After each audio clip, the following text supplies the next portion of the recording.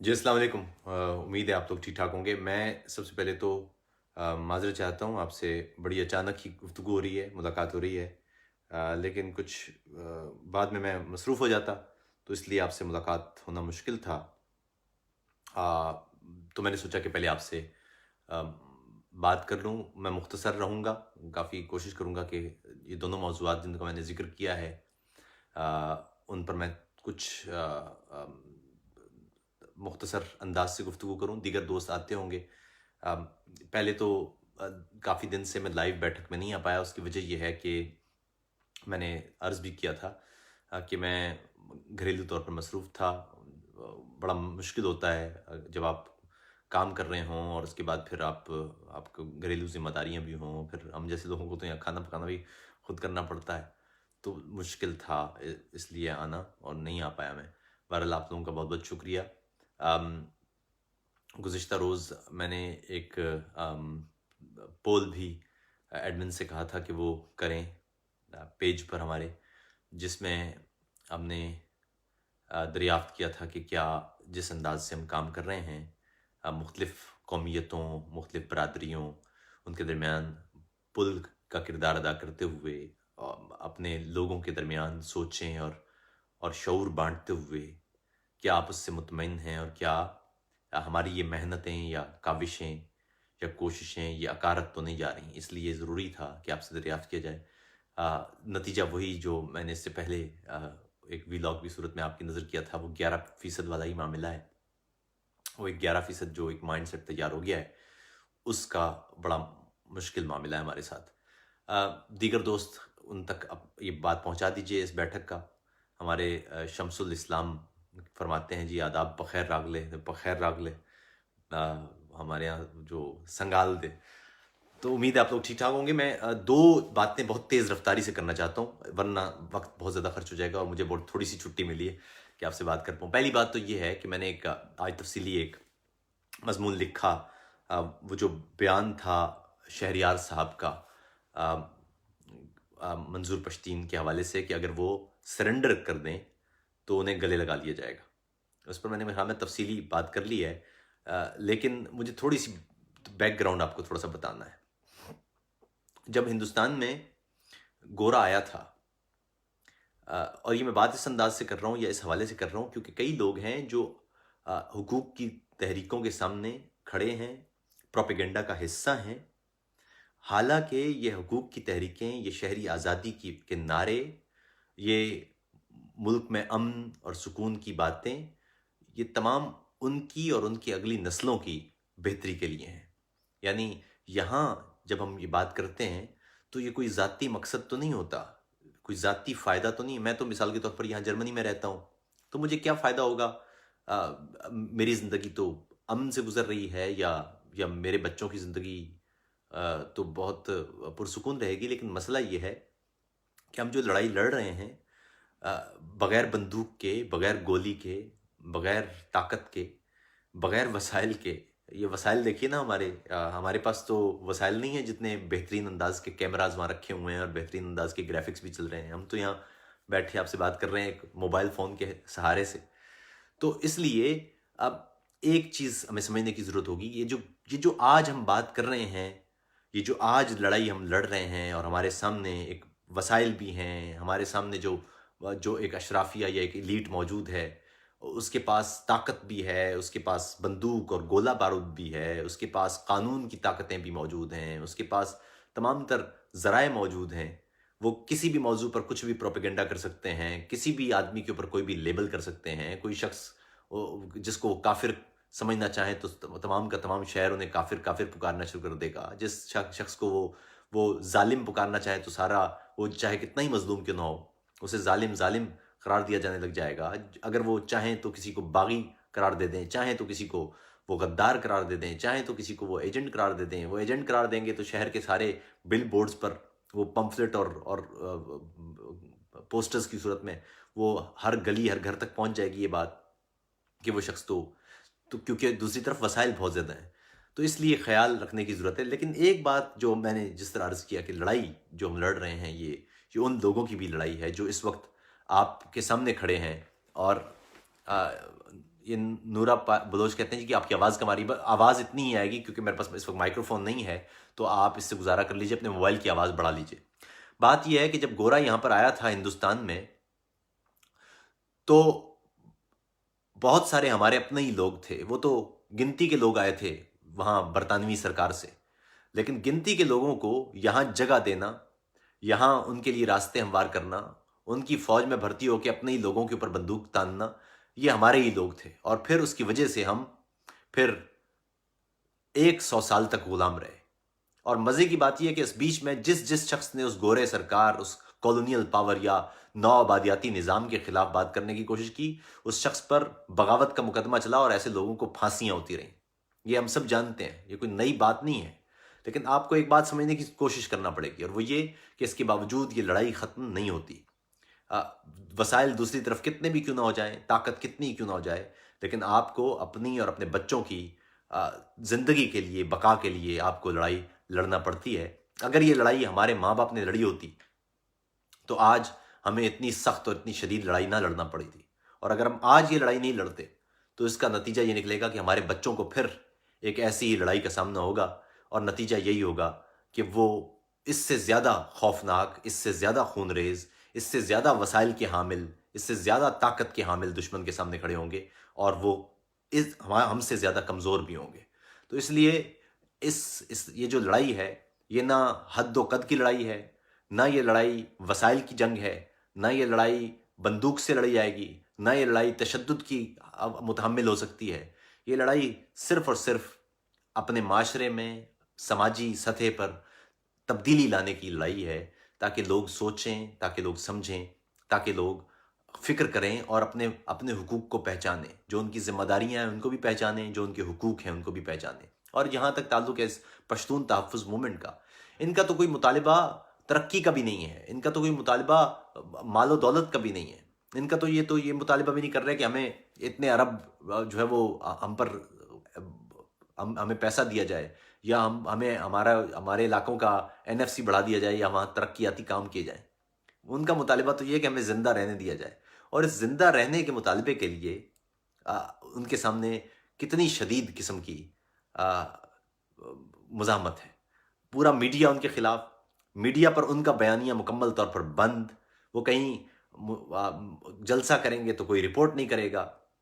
مزے کی بات دیکھیں, پچھلے مہینے جب میں جب بلکہ اسی مہینے جب میں وہاں گیا لندن میں ورلڈ سندھی کانگریس کے لیے, تو وہاں پر نارملی وہاں پر کوئی جو عموماً سیاستدان آتے ہیں ان کی چھینک بھی ریکارڈ کی جاتی ہے. ابھی آپ نے دیکھا ہوگا چیف جسٹس صاحب وہاں پر ہیں, اور تمام میڈیا رپورٹ کر رہا تھا کہ جی وہ یہاں گئے ہیں, یہاں انہوں نے کھانا کھایا, یہاں سے وہ ایئرپورٹ سے نکلے ہیں. لیکن ورلڈ سندھی کانگریس کی اس پوری تقریب میں بہت سارے لوگ موجود تھے. وہاں پر ثقافت کا اظہار بھی کیا گیا, وہاں پر اجرکیں بھی بانٹی گئیں, وہاں پر حقوق کی بات بھی ہوئی, وہاں پر پشتون بھی موجود تھے, وہاں پر بلوچ بھی موجود تھے, وہاں پر سندھی بھی موجود تھے, وہاں پر مہاجر بھی آئے ہوئے تھے. لیکن اس کی کوئی ایک بھی رپورٹ, میں نے وہاں کوئی کیمرہ, کسی ٹیلی ویژن چینل کا کوئی کیمرہ نہیں دیکھا. اس سے اندازہ لگا لیجئے کہ ہم کس کیفیت کا شکار ہے, اور اس سے بھی اندازہ لگا لیجئے کہ ہمیں کتنی مشکلات ہمارے سامنے ہیں. تو یہ بیان ان کا, شہریار صاحب کا. اور مزے کی بات یہ ہے کہ اس بیچ میں نے کل جب مضمون لکھا تھا تو مجھے دیکھنے کو ملا کہ بہت سارے ہمارے پشتون دوست ہیں, انہوں نے کہا جی کہ پنجابی ایسے ہیں, اور کئی لوگوں نے کہا جی کہ پنجابیوں میں تو جو ہے وہ بہت بڑی تعداد ہے, وہ دوسروں کو سمجھتی ہی نہیں ہے, اور بلوچ بھی شکوہ کرتے ہیں. بات یہ کہ آپ کے اپنے اندر کے ہی ہیں نا شہریار صاحب, اور جب وہ گورا آیا تھا تو ہمارے اپنے کے اندر کے ہی لوگ تھے جو گورے سرکار کے ساتھ جا ملے تھے. تو اس لیے یہ جو کیفیت ہے, یہ جو انداز ہے, یہ جو اپنی عوام, اپنے قوم, اپنے لوگوں کو, اپنے ہی طرح کے شہریوں کو اپنے فوائد کے لیے یا اپنے سوچ کے لیے انہیں ایک طرف کر دینا, اور طاقت کی پوجا کرنا, یا طاقت کے بیانیے کو طاقت دینا, یہ ہمارے ہی لوگ ہیں. وہ پشتونوں کے اندر بھی موجود ہیں, وہ بلوچوں کے اندر بھی موجود ہیں, وہ سندھیوں اور پنجابیوں کے اندر بھی موجود ہیں, وہ مہاجروں کے اندر بھی موجود ہیں, وہ کشمیریوں کے اندر بھی موجود ہیں. اس لیے یہ تو ہمارے سامنے معاملہ رہے گئی. تو یہ شہریار صاحب خود پشتون ہے غالباً, لیکن ان کا بیانیہ جو اپنی قوم کے لیے ہونا چاہیے تھا, اپنے حقوق, اس قوم کے حقوق کے لیے ہونا چاہیے تھا, وہ کس طرح سے لیبل کر رہے ہیں. باقی میں نے اس پر تفصیلی لکھا ہے, میں آپ تمام لوگوں سے بھی کہوں گا کہ وہ ضرور پڑھیں. میں نے اس میں بہت تفصیل سے لکھا کہ غدار کی ڈیفینیشن کیا ہوتی ہے، قانونی اور دستوری طور پر غدار کسے کہتے ہیں. آرٹیکل 6 بڑا واضح ہے غدار کی تعریف کے لیے. اسی طرح جو آرٹیکل 6 کا جو سب آرٹیکل ہے، سب کلاز ہے، وہ یہ بتاتا ہے، یا جو ضمنی شک ہے وہ یہ بتاتی ہے کہ جو مدد کرتا ہے دستور توڑنے والوں کی وہ بھی غدار ہے. تو ہمیں پتہ ہونا چاہیے کہ 70 سال کی تاریخ میں اس ریاست کے ساتھ غداری کرنے والے کون کون لوگ ہیں، اور ان میں سے کتنے لوگوں کو ہم نے غدار آج تک کہا ہے یا سنا ہے ان کے بارے میں. انہیں تو ٹیلی ویژن چینل پر 1 گھنٹے کے پروگرامز ان سے کروائے جاتے ہیں، اور ان سے دستور توڑنے والوں سے انالیسس کروایا جاتا ہے حقیقی معنوں میں. دوسری بات یہ ہے کہ جو لفظ ہے کہ باغی ہے، تو باغی کسے کہتے ہیں؟ باغی اسے کہتے ہیں جو ریاست سے بغاوت کرتا ہے، جو ریاست کے دستور کو نہیں مانتا، توڑتا تو نہیں لیکن مانتا نہیں. تو باغیوں کی آپ کے سامنے بڑی بڑی مثالیں موجود ہیں. احسان اللہ احسان باغی کے زمرے میں آتا ہے، گو کہ وہ تو اتنے عرصے سے موجود ہے ہمارے ہاتھوں میں، لیکن اس کے ساتھ ہم نے کیا کیا، کتنے پروگرام آپ نے دیکھے ہیں احسان اللہ احسان کے خلاف، یا کتنی دفعہ اس کے بارے میں اس کے اوپر، اور اب تک کتنی قانونی چارہ جوئی ہو چکی ہے، یہ آپ کے سامنے ہے. اسی طرح ایک ہوتا ہے کرمنل. کرمنل وہ شخص ہوتا ہے جو ملک کا قانون توڑتا ہے. تو قانون توڑتا ہے، دستور نہیں لیکن قانون توڑتا ہے. وہ آپ کے سامنے ہے راون وار کی شکل میں. وہ پچھلے 1 سال سے مقدمہ چل رہا ہے اور آپ کے سامنے نتائج بھی موجود ہیں. تو ایک شخص جو دستور توڑنے والا بھی نہ ہو، جو دستور توڑنے میں مدد کرنے والا بھی نہ ہو، جو ریاست کی رٹ کو چیلنج کرنے والا بھی نہ ہو، جو کوئی جرم کرنے والا بھی نہ ہو، اس کے بارے میں یہ الفاظ جب آپ سنیں تو خود ہی سمجھ جایا کریں کہ یہ ایک پروپیگنڈے کا حصہ ہے، اور اس کا آپ حصہ نہ بنیں. یاد رکھیے کہ دل میں کسی کے کیا ہے، کوئی شخص ایجنٹ ہے یا نہیں ہے، کسی نے پیسے لیے ہیں نہیں لیے ہیں، وہ صرف آپ اس وقت فیصلہ کریں گے جب اس کے اقدامات ایسے ہوں گے جو یہ بتائیں گے. ایک شخص ہے، وہ ایک بات کر رہا ہے، وہ بات دستوری ہے، ایسے میں اس شخص پر آپ اس وقت تک کوئی لیبل نہیں لگا سکتے جب تک کہ یہ بات واضح نہ ہو جائے کہ وہ شخص غیر دستوری یا غیر قانونی بات کر رہا ہے یا کوئی جرم کر رہا ہے. اور اگر کوئی جرم کر رہا ہے تو اس کا بڑا سادہ سا طریقہ ہے، اور وہ یہ کہ اس جرم کی اس دستور میں، اس قانون میں ایک سزا لکھی ہوئی ہے. کوئی شخص جو جرم کرتا ہے اسے اس جرم کے مطابق سزا ملنا چاہیے. یہ بڑا سادہ سا معاملہ ہے. یہ جن لوگوں کو یہ سمجھ نہیں آ رہا، انہیں میرا خیال میں اور کوئی راستہ نہیں ہے. اور مزے کی بات دیکھیں نا، آج پشتون بڑے شکایت کر رہے ہیں، لیکن آپ ہی کے پشتون بیلٹ نے سب سے زیادہ ووٹ بھی عمران خان صاحب کو دیے ہیں اور عمران خان صاحب کی پارٹی کو دیے ہیں. تو آپ پنجابیوں سے گلے آپ کے، یا پشتونوں کے یا بلوچوں کے یا سندھیوں کے گلے اپنی جگہ، مگر اندر کی حالت بھی آپ کے سامنے ہی ہے. جب تک آپ معاشرتی سطح پر تبدیلی نہیں لائیں گے اس وقت تک حالات آپ کے سامنے ہی رہیں گے. ہم تو چیختے رہے انتخابات سے قبل بھی کہ آپ خیال رکھیے، ووٹ دیتے ہوئے سوچئے گا کہ آپ اپنے حقوق نہ بیچ دیں. میں نے کئی پی ٹی ایم کے دوست دیکھے جنہوں نے کہا جی کہ پی ٹی ایم کے ساتھ تو ہیں ہم، لیکن ہم عمران خان صاحب کو ایک چانس تو دیں گے. تو آپ نے چانس دے دیا ہے. آپ کے حقوق کتنے پروٹیکٹ ہو رہے ہیں یہ آپ کے سامنے ہیں. آپ آئندہ بھی دیجئے، ضرور دیجئے. یہ ووٹ دینا آپ کا حق ہے، اس کا فیصلہ آپ خود کیجئے گا. لیکن آپ کے سامنے ہیں حالات. یہ حالات اور سخت ہوتے چلے جائیں گے وقت کے ساتھ ساتھ، کیونکہ ہمارے ہاں جو سیاستدان ہیں، جو ہمارے ہاں حکومتیں ہیں، ان کا بنیادی کام تو یہ تھا کہ وہ قوم کو پروٹیکٹ کریں. ہم نے ریاست اس لیے بنائی تھی کہ ہم خود پروٹیکٹ ہوں، قوم ہماری پروٹیکٹ ہو. لیکن آج 70 سال کے باوجود ہم قوم سے ہی پروٹیکشن مانگ رہے ہوتے ہیں. ہم قوم کو پروٹیکٹ کرنے کی بجائے، قوم کو تحفظ دینے کی بجائے، ہم قوم سے کہہ رہے ہوتے ہیں کہ وہ ہمیں تحفظ دے. اس لیے یہ حالات آپ کے سامنے. دوسری بات یہ ہے، نفرت انگیزی کو ہر حال میں مسترد کیجیے. کسی بھی پنجابی، کسی بھی بلوچ، کسی بھی سندھی، کسی بھی مہاجر، کسی بھی کشمیری، کسی بھی گلگت بلتستان کے باسی، یا کسی بھی اور دوسری اکائی یعنی سرائکی یا بروہوی یا دیگر کو، یا کسی بھی اقلیت، ان کے خلاف نفرت انگیز جملے ان سے باز رہیے. آپ یاد رکھیے، تنوع زندگی اور کائنات کی بقا کا نام ہے. یہ کائنات قائم ہی تنوع پر ہوئی ہے، مختلف انواع کی صورت میں. خدا نے اس کائنات کو یک جہتی نہیں پیدا کیا بلکہ کثیر الجہتی پیدا کیا ہے. میں نے اس سے پہلے بھی کہا تھا کہ آپ کے اپنے خاندان کے اندر، آپ کے اپنے ہی ماں باپ کے جو مختلف بچے ہوتے ہیں، وہ اسی لیے کائنات میں اس فطرت نے مختلف طرح کے رکھے ہیں تاکہ آپ سمجھ سکیں. اس کائنات میں اربوں گیلیکسیز ہیں، اربوں کہکشائیں ہیں، ان میں سے کوئی بھی ایک دوسرے کی طرح نہیں ہے. ہر کوئی مختلف ہے، اور یہ اختلاف، یہ فرق، اسی کو خدا نے اور اسی کو فطرت نے عظیم تر قرار دیا ہے. یہی علم کا منبع بھی ہے.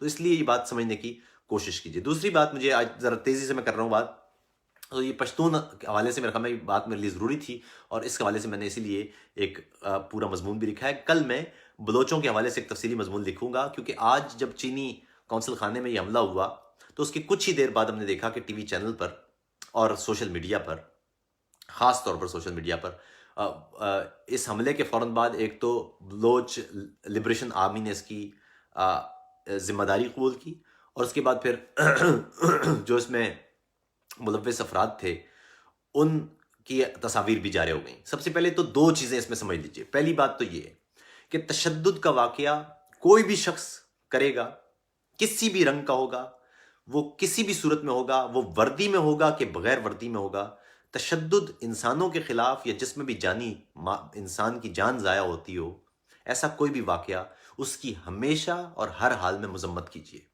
کوئی وردی والا شخص کسی عام شہری پر ظلم کرے یا کوئی عام شہری کسی وردی والے کو نشانہ بنائے، ہر دو صورتوں میں تشدد کو ہر صورت میں اسے ریجیکٹ کیجیے، تشدد کو مسترد کیجیے. یہ بنیادی چیز ہے.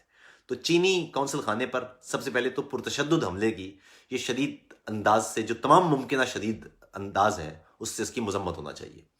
لیکن مسئلہ یہ ہے کہ صرف مذمت کافی نہیں ہے، آپ کو دیکھنا پڑے گا. ہمارے ہاں تو میڈیا پر پھر ایک بیانیہ چل پڑتا ہے اور پھر سب اس بیانیے میں بہہ جاتے ہیں، لیکن دیکھنا یہ پڑے گا کہ پاکستان میں جہاں جہاں دہشت گردی ہو رہی ہے اس کے پیچھے کیا ہے، اس کی وجوہات کیا ہیں. تو پاکستان میں دہشت گردی کی بنیادی طور پر دو شاخیں ہیں.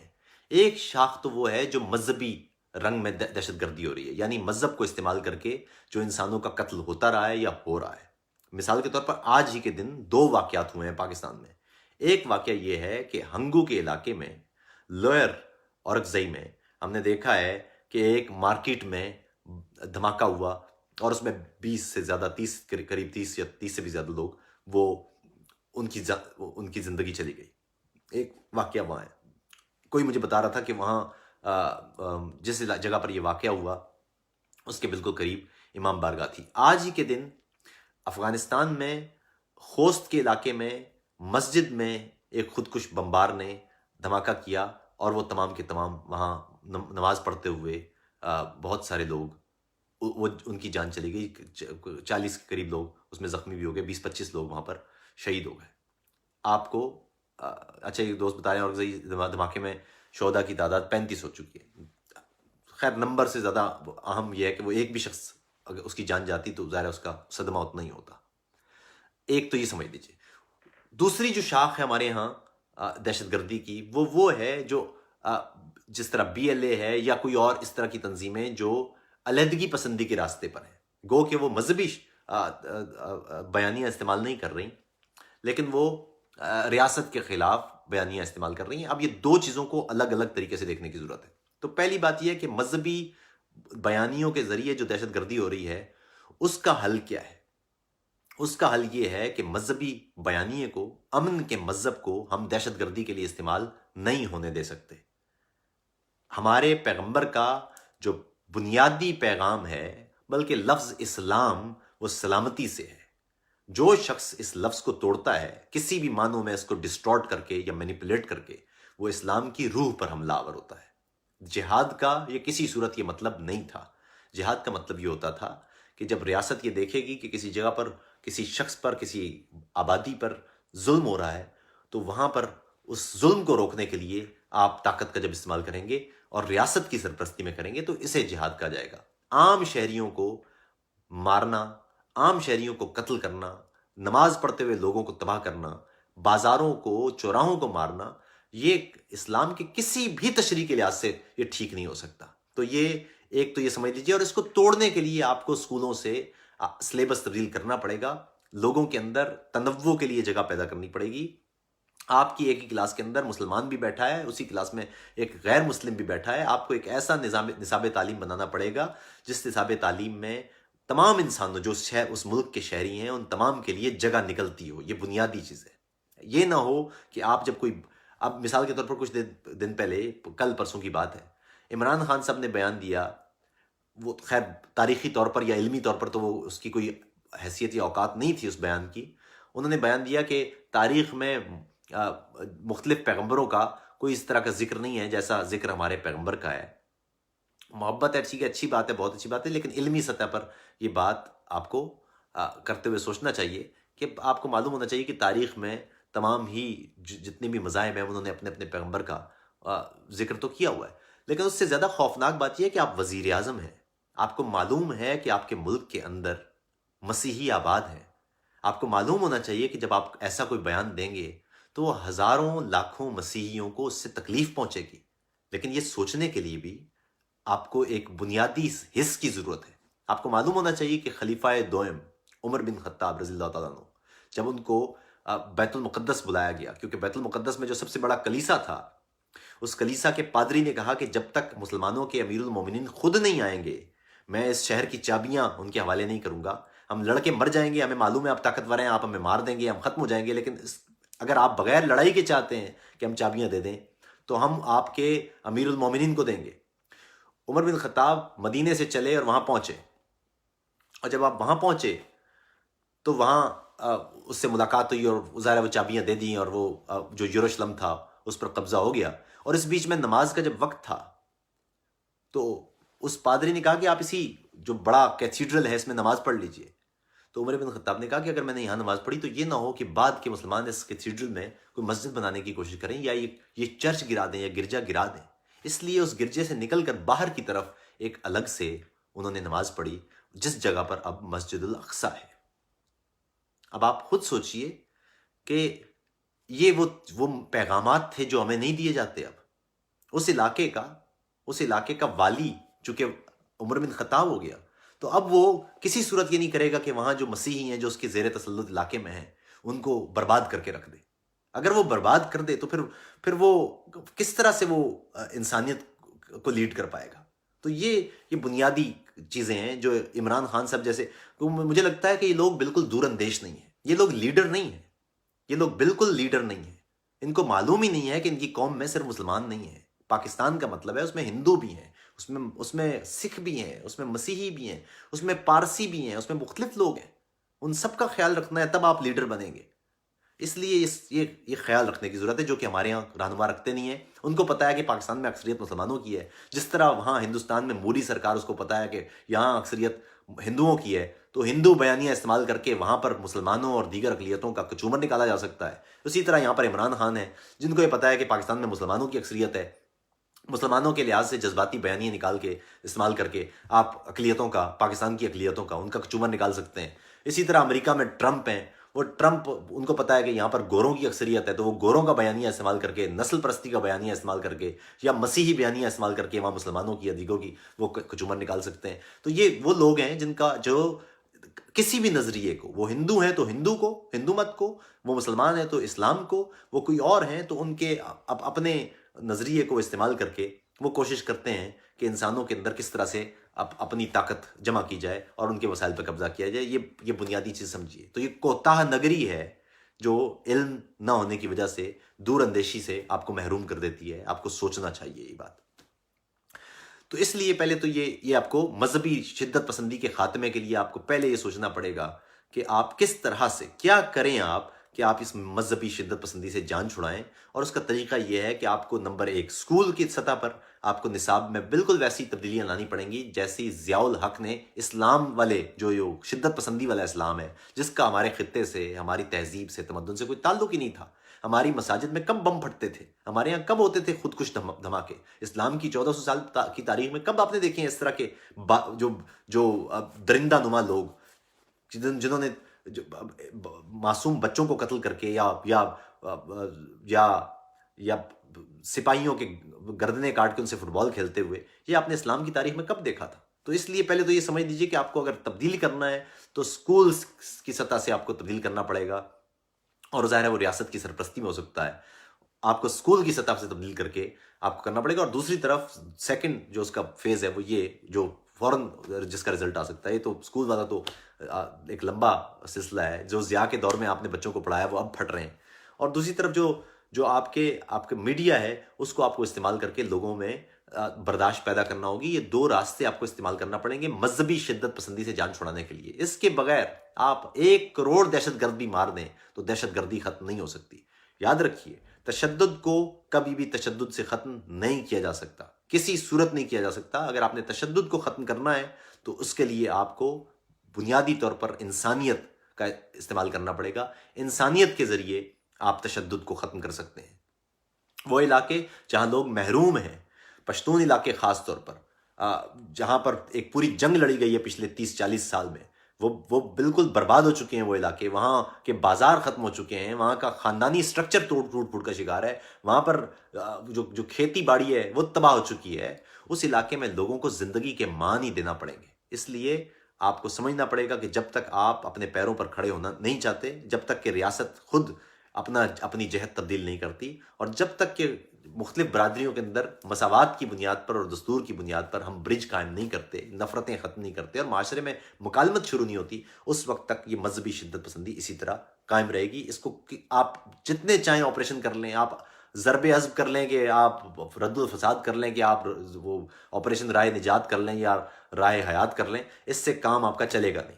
आपको अगर ठीक करना है, वाकई आप संजीदा हैं, तो आपको दहशतगर्दी की वजूहात ख़त्म करना पड़ेगी। दूसरी वजह मैंने आपको बताया, जो BLA या इस अंदाज के जो गो के मजहबी शिद्दत पसंदी से इनका ताल्लुक नहीं है, लेकिन आपको मालूम होना चाहिए कि जो बलूचिस्तान या BLA की जो मुसल्लह तहरीकें हैं, या जो बलूचिस्तान की मुसल्लह तहरीकें हैं, उनके पीछे मामलात क्या हैं, ये शुरू कहाँ से हुआ है मामला। अगर आप वाकई ख़त्म करना चाहते हैं तो ये शुरू कैसे, इसको शुरू के ऊपर जाके आपको देखना पड़ेगा। आपको देखना पड़ेगा ये मामला शुरू कहाँ से हुआ है और किस अंदाज से हम इसको ख़त्म कर सकते हैं। अगर आप वाकई संजीदा हैं तो आपको उन बुनियादी वजूहात को ख़त्म करना पड़ेगा। मैं आज ही के दिन जब ये वाक़या पेश आया, जब चीनी कौंसल खाने का, यकीन कीजिए कि आपको मालूम होना चाहिए कि इस दुनिया में अगर कोई अमन या तशद्दुद के ख़िलाफ़ कोई आवाज़ हो सकती है, मजबूत तरीन आवाज़, वो तो आप हमेशा मेरी सुनेंगे। लेकिन मैं यहाँ पर आज एक जर्मन दोस्त के साथ बैठा हुआ था और मैंने उससे बताया कि चीनी कौंसल खाने में हमला हुआ है। तो वो कहने लगा कि मामला ये कि किसने हमला किया है। मैंने कहा जी वो उसमें हमें पता चला है BLA जो बलोचिस्तान लिबरेशन आर्मी है, पाकिस्तान में वो कलदम है, उसने इसके हमले की जिम्मेदारी कबूल की है। तो उसका अगला सवाल ये था कि BLA क्यों बनी।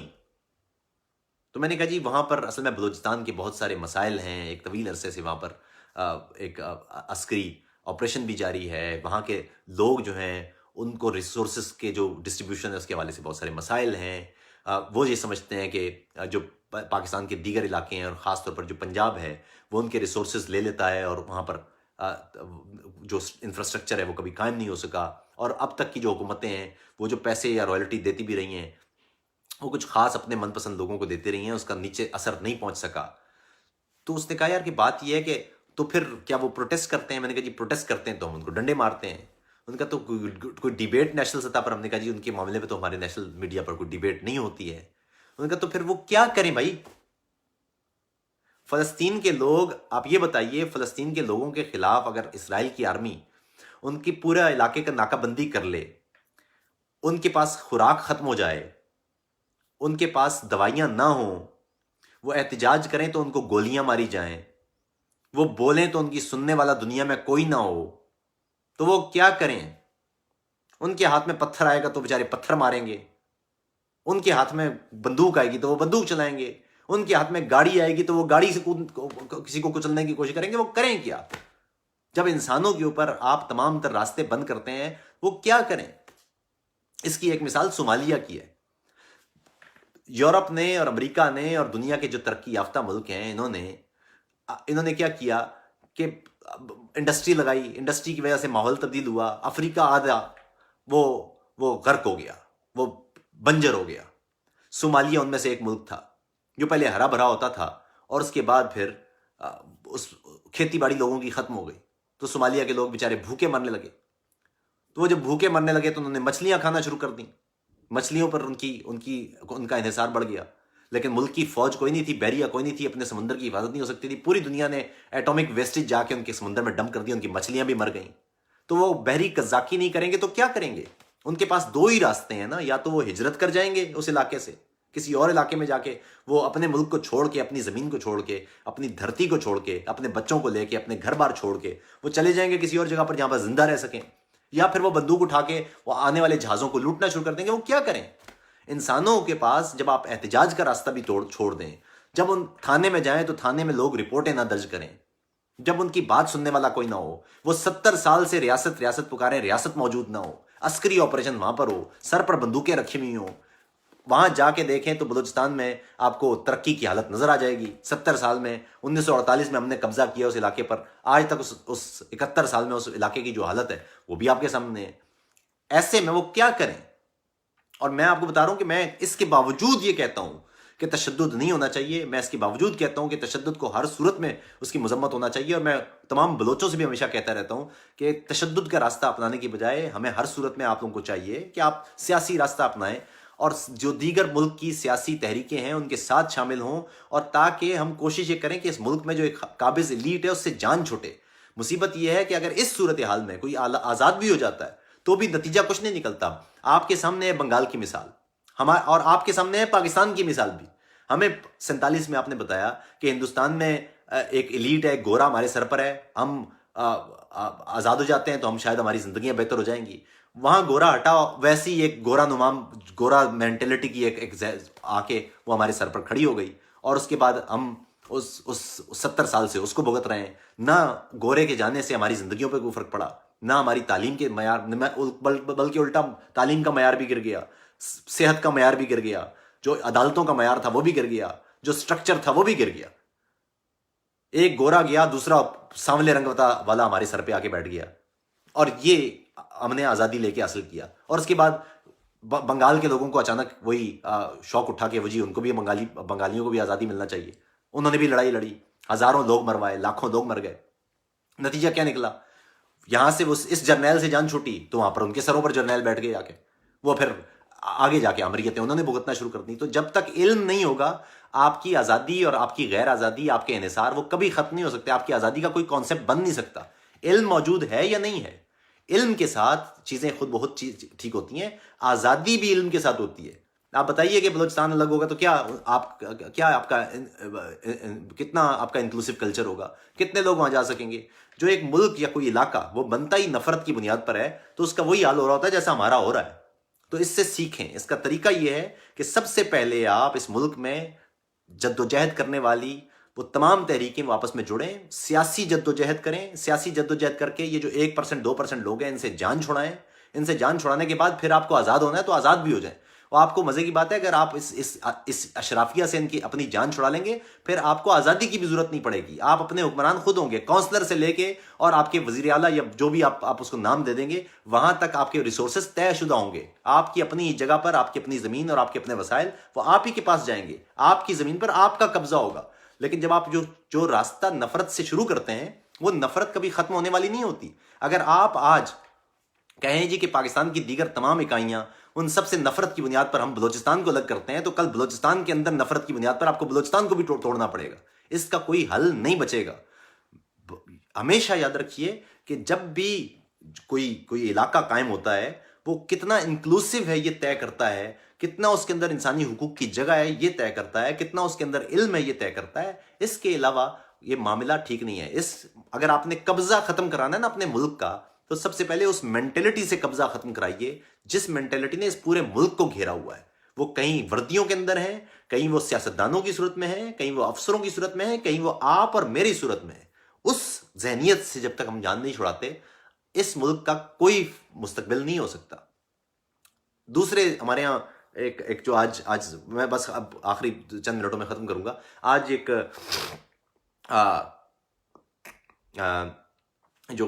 جو یہ ایس پی تھیں جنہوں نے چینی, اس سے میں اندازہ لگائی کہ ہمارے بیانات کہ ہمارے بیانیے کیا ہیں. اور میں وہ جو لاپتہ افراد والا معاملہ ہے اس پہ بھی بات کروں گا, جو لسٹ والی بات ہے. پہلے تو یہ کہ جو ایس پی تھی جس نے وہ آپریٹ کیا, اس کے بارے میں سوشل میڈیا پر اس غالباً سہائے تالپور نام کی وہ خاتون ہے, انہوں نے آپریٹ کیا اور سوشل میڈیا پر یہ چل رہا تھا جی کہ خاتون نے بڑی بہادری کا مظاہرہ کیا. یعنی یہ تو ماحول ہے اس معاشرے کا کہ خاتون نے کیا تو کوئی حیرت کی بات ہے, اور اس پر وہ خواتین بھی فخر محسوس کر رہی ہیں. یہ تفریق کی بات ہے. جب آپ کسی خاتون کو کہتی ہیں کہ ارے یار آپ تو خاتون ہو کے آپ نے بہادری کا مظاہرہ کیا, تو آپ اصل میں اس کی تذلیل کر رہے ہیں. یہ عزت کی بات نہیں ہے. خواتین دنیا بھر میں پتہ نہیں کیا کیا کام کر رہی ہیں, خواتین نے دنیا میں کون کون سے ایسے معاملات ہیں جن میں وہ لیڈ نہیں لیے ہوئے. مادام کیوری کے دوہرے نوبیل پرائز سے لے کے اور جرمن چانسلر میرکل تک اور برطانیہ کی وزیر اعظم ٹیریزا مے تک اور ہلری کلنٹن تک دنیا کی بڑی بڑی پوسٹ پر خواتین موجود ہیں. کوئی نہیں کہتا کہ آپ خاتون ہو کے یہاں تک پہنچ گئی ہیں. یہ خود بیانیاں خواتین کو خود ریجیکٹ کرنا چاہیے. ایک خاتون ہے وہ سب کچھ ویسا کر سکتی ہے جیسا کوئی آدمی کر سکتا ہے. وردی کے اندر کوئی مرد یا عورت نہیں ہوتا. جب آپ وردی پہنتے ہیں تو اس وردی کے اندر آپ اہلکار ہوتے ہیں, دستور کے نیچے کام کرنے والے اہلکار. آپ کو ہمیشہ اس کا خیال رکھنا چاہیے.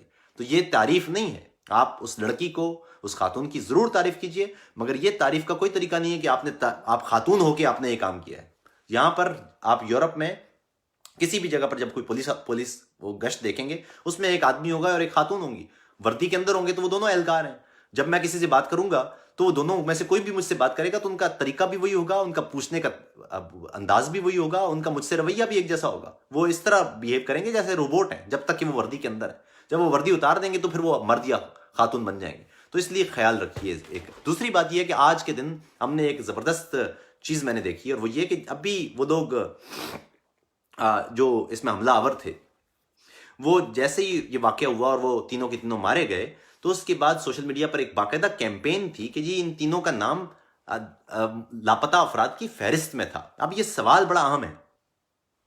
تو ہمارے کسی نے ٹویٹر پر جب میں نے لکھا تو انہوں نے لکھا کہ ان تینوں کا تو تعلق لاپتہ افراد کی فہرست میں تھا. یعنی یہ بتانا یہ چاہ رہے ہیں کہ لاپتہ افراد سارے کے سارے وہ کسی دہشت گردی کے مرکز میں گئے ہوئے ہیں, اور جب وہ حملہ کریں گے تو وہ دہشت گرد ہوں گے. اس کا مطلب یہ سمجھ لیجیے, یہ ریاست نے بیانیہ دینے کی کوشش کی لیکن بڑا کمزور بیانیہ ہے. تو میں نے اس سے پوچھا اچھا ایک بات کریں کہ اگر وہ لاپتہ تھے تو کیا کوئی ایف آئی آر تھی؟ کہہ رہے جی ایف آئی آر تو کوئی نہیں تھی, اور یہ ٹی وی چینلز پر آپ کے چل رہا ہے. اگر کوئی ایف آئی آر نہیں تھی, اگر وہ لاپتہ تھا, اس ملک کا شہری اگر لاپتہ تھا تو اس کی کوئی ایف آئی آر کٹی تھی. اگر وہ دہشت گردی کے کیمپ میں گیا ہے تب بھی اس کے پیچھے تو ایف آئی آر کٹی ہوگی نا کہ ایک بندہ غائب ہے, اس کو انویسٹیگیٹ کیا تھا.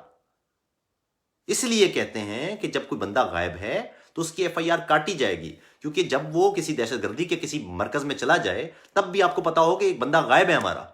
جب آپ ایف آئی آر ہی نہیں کٹی ہوئی, ایسے لوگ بلوچستان کے لوگ بیٹھے ہوئے کوئٹہ میں اور کراچی پریس کلب کے سامنے پوچھ رہے ہیں کہ ہمارے لوگ کدھر ہیں, ان کے سارے لوگ سمجھ لیجئے کہ دہشت گردی کے مرکز میں بھی, تب بھی آپ کو ایف آئی آر کاٹنی پڑے گی ان کی کہ نہیں کاٹنی پڑے گی؟ کوئی کاٹنی نہیں پڑ رہی. تو اس لیے جب تک آپ اپنے نظریات کو ٹھیک نہیں کرتے, میڈیا پروپیگنڈا کرتا نظر آئے گا, آپ کو بتانے والا کوئی ہے نہیں, آپ بھی بہ جاتے ہیں اسی جذباتی بیانیے میں, سوچنے سمجھنے والا کوئی وہاں طریقہ ہے نہیں. جب بھی کوئی شخص لاپتہ ہوگا اس کی ایک ایف آئی آر کاٹیں, اس کی ایف آئی آر کاٹیں, لاپتہ کی ایف آئی آر کاٹیں. اگر آپ نے خود لاپتہ کیا ہے تو پھر تو ظاہر ہے نہ, اب وہ تھانے میں کوئی بندہ جاتا ہے تو اس کی کوئی, اب دیکھیں نا میں نے اس سے پہلے بھی عرض کیا تھا, لاپتہ والا معاملہ تو کتنا سادہ سا ہے. وزیر آپ کے چیف جسٹس اس کی کیس سوموٹو کی کیس کی وہ کر رہے تھے اور کہنے لگے جی ہمارے ملک, مجھے تو نہیں لگتا کہ میرے ملک کی ایجنسی اس میں ملوث ہو سکتی ہیں. تو بھائی بڑا آسان طریقہ ہے, وہ جو لاپتہ افراد واپس آئے ہوئے اور اب خاموش پھر رہے ہیں. میں نے آپ کو پہلے بھی بتایا تھا, رضا خان تھے, پچھلے سال نومبر میں وہ ان کو اٹھایا گیا, اس سال وہ غالباً ستمبر میں ان کو چھوڑا گیا یا اگست میں چھوڑا گیا. وہ 8-9 مہینے تک غائب رہے ہیں, ان کو طلب کر لیں.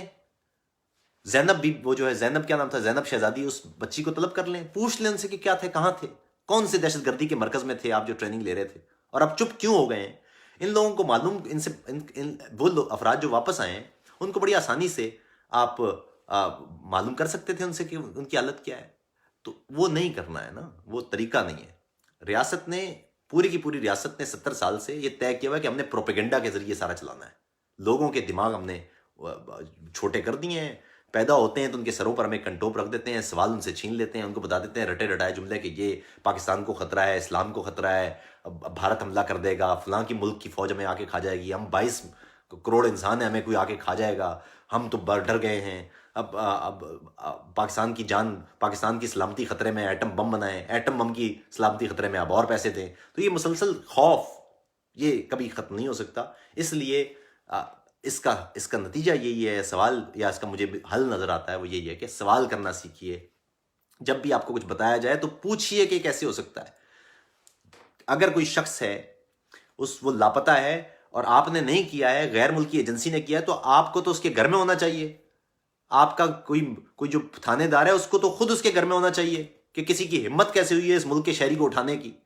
آپ اس کے گھر کے لوگ، وہ بیچارے جا رہے ہیں تھانے میں، ان کو آپ ان کے پرچہ نہیں کاٹ رہے، آپ کو تو خود ان کے گھر میں جا کے پرچہ کاٹنا چاہیے. ہم دیکھتے ہیں اس ملک کا شہری کس نے اٹھایا. دوسری بات ہے کہ اگر وہ آپ کے اس گھر کے لوگ کھڑے ہیں اور فرض کیا کہ وہ شخص جا کے کسی دہشت گرد تنظیم میں ہوتا ہے، تب بھی آپ کو وہاں ان کے گھر میں ہونا چاہیے، پوچھنا چاہیے کہ آپ کا بچہ کدھر ہے، کیوں غائب ہوا ہے. اور اگر عجیب دہشت گردی کا بھی معاملہ ہے کہ بچے جا رہے ہیں دہشت گردی کے کیمپوں میں، ہماری طرف ریاست کا بیانیہ یہ ہے کہ جی جو غائب ہیں وہ کوئی افغانستان میں ٹریننگ کر رہا ہے اور کوئی بھارت میں ٹریننگ کر رہا ہے اور کوئی کہاں ٹریننگ کر رہا ہے، یہ بیانیہ ہے. اور اس کے جو ماں باپ ہیں وہ ڈھونڈتے پھر رہے ہیں ادھر بچوں کو، وہ تھانوں میں جاتے ہیں، رپورٹ کو نہیں کاٹتا، وہ عدالت میں پرچیاں دیتے ہیں، عدالت نہیں سنتی، وہ پریس کلب کے سامنے بیٹھ کے دوائی دیتے ہیں، ادھر ان کے اوپر آنسو گیس اور ڈنڈے پڑتے ہیں. یہ اس طرح سے اگر آپ ملک چلا رہے ہیں تو یہ کس طرح کا ملک ہے؟ اور یہ خوف کو استعمال کر کر کے یہ قوم کو کب تک ہم غلام بنائیں گے؟ اور قوم اس کو سمجھانے کی ضرورت ہے. آپ جب تک اپنے لوگوں کو سمجھائیں گے نہیں کہ جب تک آپ کھڑے نہیں ہوں گے اپنے حقوق کے لیے، جب تک آپ اپنے ملک کے دستور کو پروٹیکٹ نہیں کریں گے، جب تک آپ اپنے شہری حقوق کو پروٹیکٹ نہیں کریں گے، جب تک آپ اپنی آزادیوں کو پروٹیکٹ نہیں کریں گے، جب تک آپ اس ملک کی جمہوریت کو پروٹیکٹ نہیں کریں گے، آپ کبھی آگے نہیں بڑھ سکتے. دنیا بہت آگے نکل گئی ہے، ہندوستان بہت آگے نکل گیا آپ سے، لیکن آپ وہیں کے وہیں اسی لیے کھڑے ہیں کہ آپ ہر روز اس خوف کے نیچے دب کے خود ہی مر جاتے ہیں.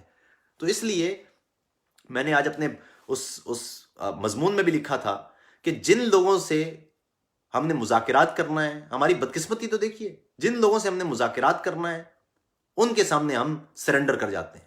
یہ رضوی اور خادم رضوی اور اس سے پہلے یہ آپ کے معاملات یہ ہمارے سامنے ہیں. جن کے سامنے، جن کو ہم نے مذاکرات پہ لانا ہے، جن سے ہم نے مذاکرات کرنا ہے، ان کو ہم کہتے ہیں کہ جی سرنڈر کرو. جن کو ہم نے سرنڈر کروانا ہے، طالبان جیسے لوگ یا رضوی جیسے لوگ، ان کے ساتھ ہم مذاکرات کرتے ہیں. جہاں ہمیں خود سرنڈر ہونا ہے عوام کے سامنے، دستور کے سامنے، وہاں ہم بندوق کھڑی کر لیتے ہیں. جہاں ہمیں بندوق کھڑی کرنا ہے، خود کھڑے ہونا ہے سینہ تان کے، وہاں ہم سرنڈر کر جاتے ہیں. بنگال کی مثال آپ کے سامنے ہے. تو یہ اس طرح سے ملک چل رہا ہے. دوسری بات ہے کہ کسی ملک کی بدقسمتی ہوتی ہے کہ جہاں دہشت گردی کی وجوہات ختم کرنے کی بجائے لوگوں کو مار کے آپ سمجھ رہے ہیں کہ جی فلاں کی کمر توڑ دی ہے، 95% کمر ٹوٹ گئی ہے، 90% کمر ٹوٹ گئی ہے. یہ ملک کی بدقسمتی یہ ہوتی ہے کہ جس ملک میں مرنے والا اور مارنے والا دونوں ایک ہی ملک کے باسی ہوں تو سمجھ لیجئے کہ اس ملک میں بنیادی مسئلہ انسانوں کے درمیان نفرت اور پالیسیوں کی ناکامی ہے. تو یہ ہمارے ملک کا بنیادی مسئلہ یہ ہے کہ ہمارے یہاں پالیسی سازوں نے ایسی پالیسیاں بنائی ہیں کہ اب جو مار رہا ہے وہ وردی میں ہو کہ بغیر وردی میں، جس نے بھی بندوق سے انسانوں کا جو بھی قتل کر رہا ہے، اس کے ہاتھ سے جو مر رہا ہے وہ بھی پاکستانی ہے.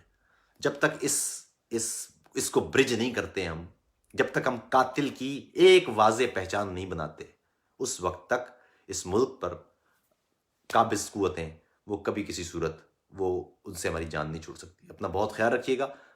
کوشش کروں گا کہ کل یا پرسوں آپ سے دوبارہ گفتگو کروں. یہ پیغام زیادہ سے زیادہ لوگوں تک پہنچا دیجیے. آداب، السلام علیکم.